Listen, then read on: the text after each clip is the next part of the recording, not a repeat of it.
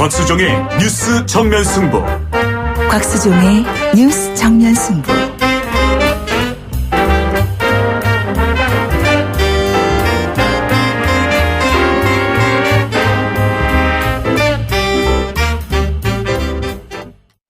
네, 주파수 94.5 YTN 뉴스 FM 곽수종의 뉴스 정면 승부 3부 시작하겠습니다. 이재용 부회장에 대한 구속영장 기각과 상관없이 필요한 조치를 강구해서 흔들림 없이 수사를 진행하겠다. 박 대통령에 대한 뇌물죄도 수사하고 기존 스케줄에 따라 계속된다.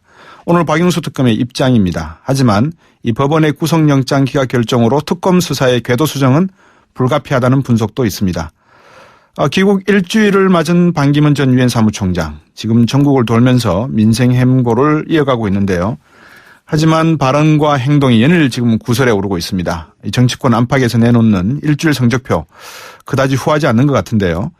한편 문재인 전 대표는 정책 발표를 통해서 준비된 대통령 이미지를 강조하고 있습니다. 반대쪽에서는 표를 의식한 정책 공약이라는 비판도 제기하고 있지만 여러 가지 대권을 앞두고 이미 많은 대권 후보들이 앞다투어 서로 하겠다고 지금 나서고 있는 입장입니다. 잠시 후 3부, 4부 정치 토크 시간에는 관련 주제로 전문가 두 분 모시고 다양한 의견 나눠보겠습니다. 곽수종의 뉴스 정면 승부. 방송 들으시고 의견 있으신 분들은 지금 바로 샵 0945, 샵 0945. 짧은 문자 50원, 긴 문자 100원이 부과되는 휴대전화 문자 메시지를 보내주세요. 오늘 들으신 방송은 YTN 라디오 홈페이지와 곽수종의 뉴스 정면 승부 팟캐스트를 통해 다시 확인할 수 있습니다.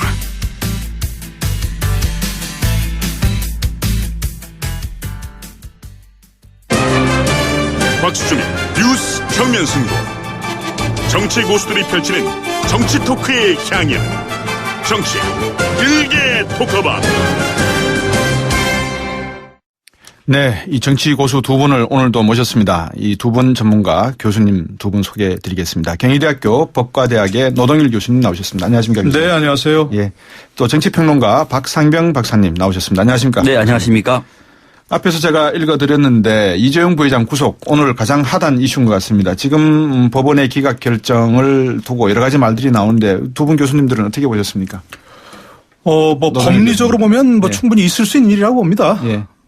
그야말로 범죄 뇌물죄 항상 입증 문제가 이제 대가성 아니겠습니까? 예. 돈 받은 건 분명하고 돈 준 것도 분명한데 네. 그게 이제 뇌물죄 성립이 되려면 대가성 있고 부정한 청탁이 있어야 되는 건데 네.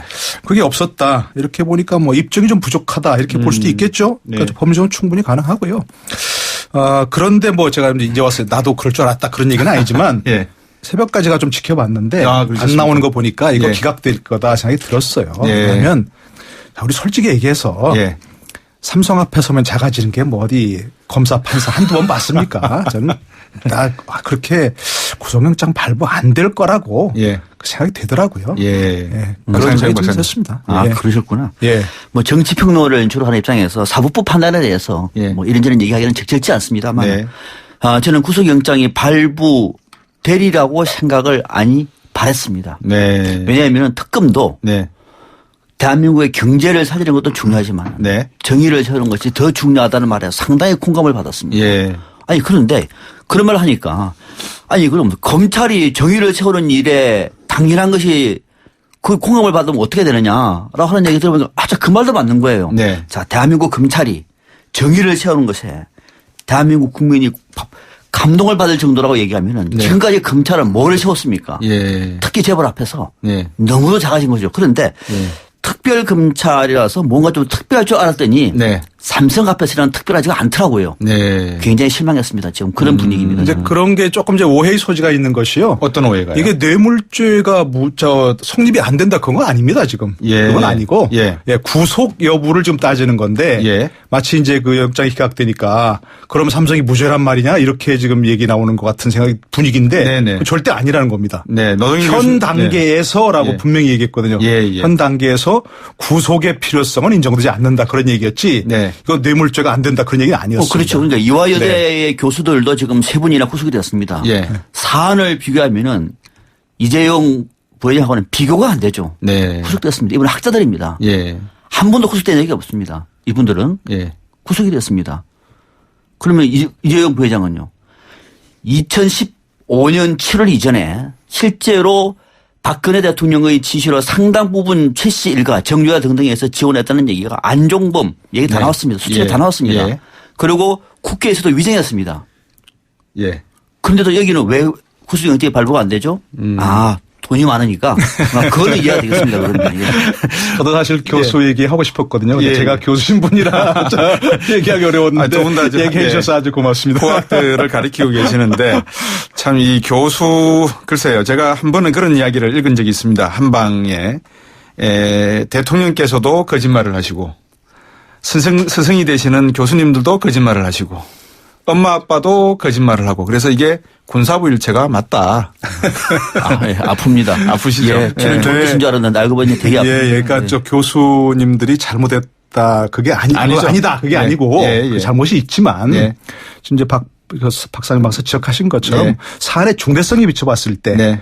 특히 구속하려면 뭐 저 도주 우려, 증거인멸 우려 있어야 되는 거 아닙니까? 네. 그런데 그분들이 뭐 이렇게 증거 같은 이미 다 나와 있고 그다음에 또 무슨 뭐 도주하겠습니까? 분들이 어디 그럴 때 구속한 거 보면 형평성이 안 맞는다는 건 충분히 생각할 수 있는 부분이 있는 거죠. 네, 노동희 교수님 말씀하신 거를 제가 듣는 순간 이런 생각이 갑자기 드네요. 결국은 교수님들이나 다른 부분들은 비싼 그리고 능력 있는 변호사를 대동하지 못하고 영장 심사를 받으러 갔을 수가 있겠네요.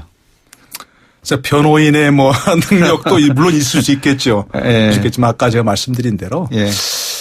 우리들 마음속에 솔직히 그렇지 않습니까? 우리들 네. 개인적인 마음속에도 그야말로 이건 뭐 법대로 해야 돼. 네. 이런 마음이 한편 있지만 네. 또 한편에서는 아니 국내 1위 기업인 삼성의 이 오너를 구속하면 경제가 혹시 이렇게 마음속에 다 있지 않습니까? 반반 이런 것들이. 네. 예, 그 사회적 분위기도 있을 수 있고요. 그런 것들이. 그런 것이 아까 그래서 처음에 법리적으로는 충분히 이해할 수 있는데 정치적으로 봤을 때는 조금 어렵다 이런 게 한 게 그래서 바로 그런 말씀이죠. 오늘 노동희 교수님이 나오니까 저를 불렀군요. 그러니까 막수하라고. 지금 방금 노 교수님이 변호인의 능력, 예. 그러니까 이화여대 교수들하고 이재용 부회장하고 예. 차이점, 예. 변호인의 능력 있을 수 있겠죠. 예. 있을 수 있는 것이 아니고요. 결정적인 거죠, 이게. 이거 결정적인 거죠. 제가 핵심을 찔렀군요. 그러면 결정적인 예. 겁니다. 다른 건 없는 거예요. 예. 또 하나 경제에 부담이 될 것이다. 예. 대한민국 경제는 삼성이 투명할수록 더 경쟁력이 있습니다. 네. 언제까지 삼성이 권력에 빗대가지고 그 권력에 기대서 덩치를 키워올 겁니까? 전 세계에서도 오히려 이번 기회에 네. 대한민국의 관치 경제, 예. 정경유착의 고리를 끌어내고 예. 이재용 부회장한테 엄분한 벌을 취해서 네. 삼성이 말 그대로 투명한 경영이 되면은 네. 오히려 대한민국 경제 삼성이 더 유리합니다. 저는 확신합니다. 왜? 그것이 이미 글로벌 스탠다드예요. 그런데 지금 이 시점에서 경제에 부담이 된다. 이 논리라고 얘기하면은 이재용 부회장은 어떤 나쁜 짓을 하다가도 그 소리 안 되겠네요, 그냥. 예.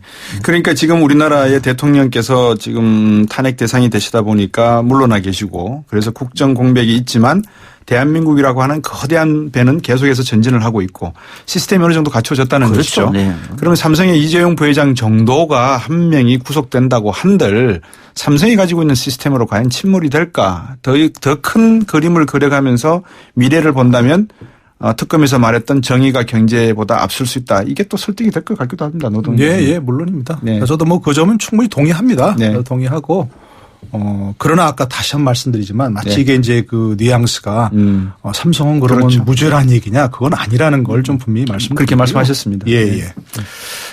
지금 특검에서 이제 또 다른 많은 청취자분들 질문하시는 게 그러면 영장을 재청구하지 않을까요? 이런 질문들을 많이 하세요. 어떻게 보십니까? 아마 그러지는 않을 것 같아요. 지금 분위기로 네. 봐서는. 네. 왜냐하면 그 뇌물죄 하나에 매달리기엔 지금 특검이 해야 할 게 너무 많고요. 예.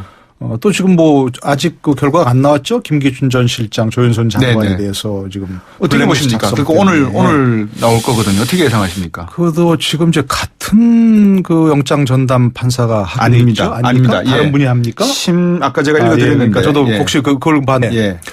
지금 상황 같으면 구속영장이 발부될 가능성이 높다고 보여집니다. 네. 왜냐하면 지금 바로 한 부분 오늘도 여러 가지 저도 댓글들을 많이 봤는데 네. 이 기사에 관련해서 네. 마침 또 어떻게 묘하게 어떤 저 법원 항소심에서 네. 좀 관계없는 얘기입니다만 네. 2,400원 횡령했다고 버스 기사에게 해고가 정당하다 이런 판결이 나왔지 않습니까? 네.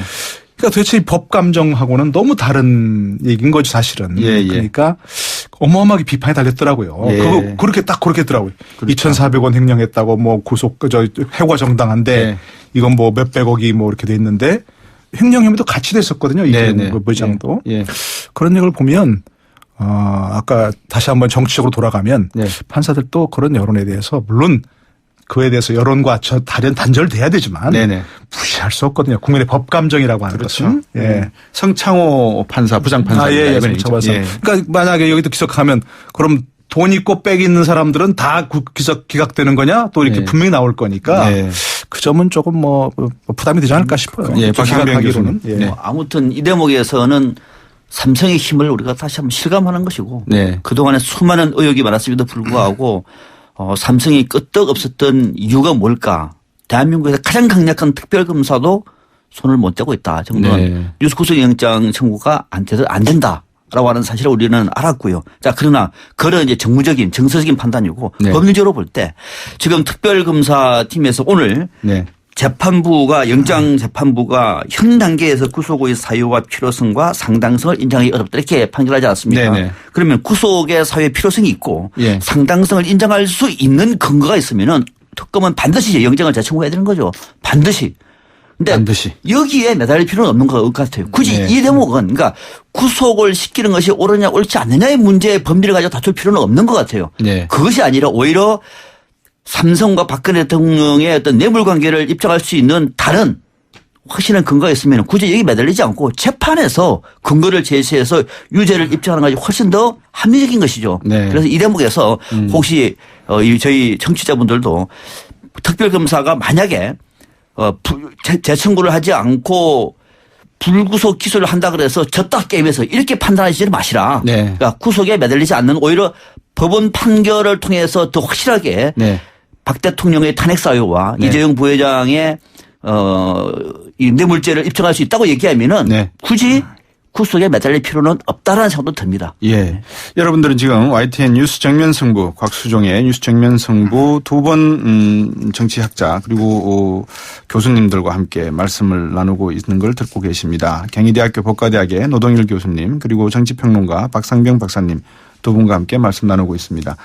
많은 분들이 이제 특검 이야기를 놓고 뭐 두 분께서도 말씀해 주셨지만 정의적인 문제와 경제적인 문제도 있고 또 증거의 문제도 있고 또 조희연 판사의 말처럼 인정하기 어려운 상당한 물적 증거, 심적 증거만 있는 상태라서 어떤 증거적 불충분성이 있다라는 판단을 했는 것 같고 이런 모든 것들이 근데 국민들이 이해하기에는 사실상 박상병 박사께서 말씀해 주셨다시피 삼성이라고 하는 거대한 어떤 세력, 이 세력에 맞서기는 우리 사회가 너무 작은 것이 아닌가 이런 의구심을 많이 가지실 수 있는 부분이 있는 것 같아요.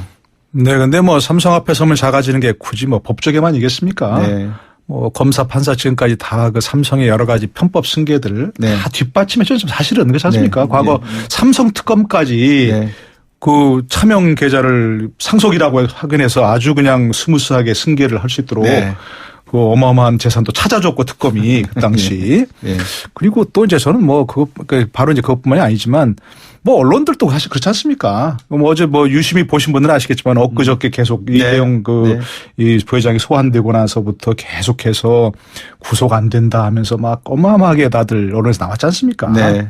그리고 이제 예전에 이 문제 발단이 된 게 바로 이제 삼성물산과 제일모직 합병 문제 아니겠습니까? 예. 그 당시에도 뭐 언론들이 거의 100% 제가 생각하기로는 네. 99% 이상이 다 합병 찬성해야 된다. 엘리엇 뭐 적대적인 비서 네, 뭐 네. 이렇게 하고 나오는 그런 상황이었습니다. 사실은.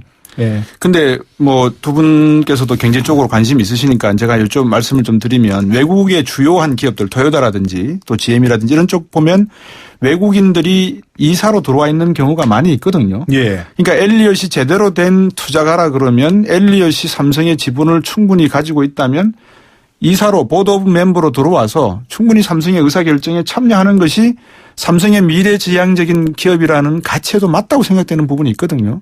근데 왜 그거를 이렇게 전 국민이 나서야 되는지 저는 상당히 좀 의심스러운 내용이 있고요. 지금 청취자분들 두 분이 글을 올려주셨는데 8225번 분이 국민이 듣기에 가장 역겨운 소리가 첫 번째 것이 국회의원 왈 국민을 위한다. 판검사 왈, 국가 경제에 미칠 파장을 고려한다. 그리고 8829번님이 사법부가 정의를 세우는 일에 찬물을 끼얹었다. 무전 유죄, 유전 무죄의 비리가 또 한 번 입증됐다. 이게 지금 일반 시민들의 예, 이른바 뭐 법감정인 거죠. 법감정인 거죠. 느끼는 그런 사법부의 저 판결에 느끼는 법감정이 바로 이제 그런 거라고 네. 봅니다. 네. 얼마 전에요. 네. 미국에서 유명한 그 하버드 대학의 정의란 무엇인가를 썼어. 샌들 교수. 예, 마이클 네. 샌들 교수. 한국에 왔을 때 이 예. 책이요. 사실 저도 그 가지고 강의도 합니다만은 예. 그렇게 대단한 책이 아니거든요.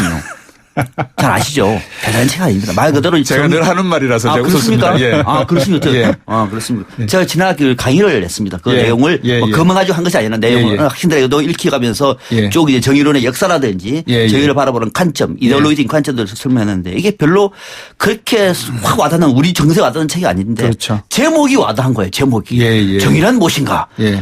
우리 사회 정의가 거의 죽어 있다는 겁니다. 거기다가 미국의 하버드 대학교 교수라 하는 분이 예. 존 롤스를 이어서 최고의 정의론 전문가라고 하는 분이 와서 책을 썼다 하니까 예. 이 책이 베스트셀러가 됐다는 건 아닙니까? 예. 이 책이요. 예. 저는 지금도 마찬가지로 봅니다.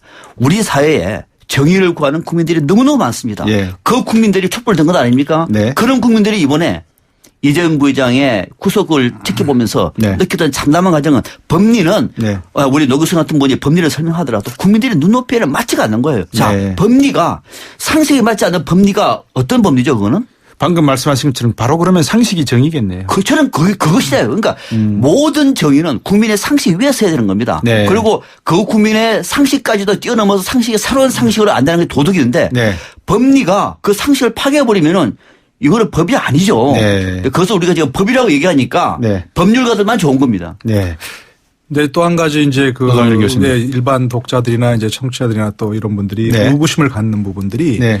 그러면 이게 이렇게 되면 뇌물죄 입증이 어려우면 대통령의 뇌물죄 입증이 어려우면 네.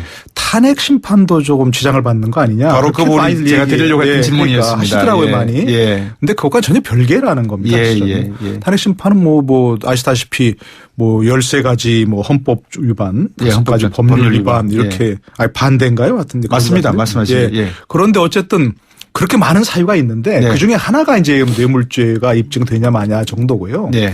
저는 오히려 이제 삼성이 지금 입장을 분명히 했지 않습니까? 과거 예. 청문회에서도 조금 어물어물했는데 예. 이제는 나는 강요받아서 낸 예. 것이다. 예, 예. 분명히 했거든요. 예. 그리고 이제 오늘도 왜 저 재판에서 이승철 전 경영 부회장이 예. 우리는 강요받았다. 모든 예. 걸 청와대에 주도했다. 예. 기업들은 강요받아서 냈을 뿐이다. 이렇게 분명히 했으니까 예.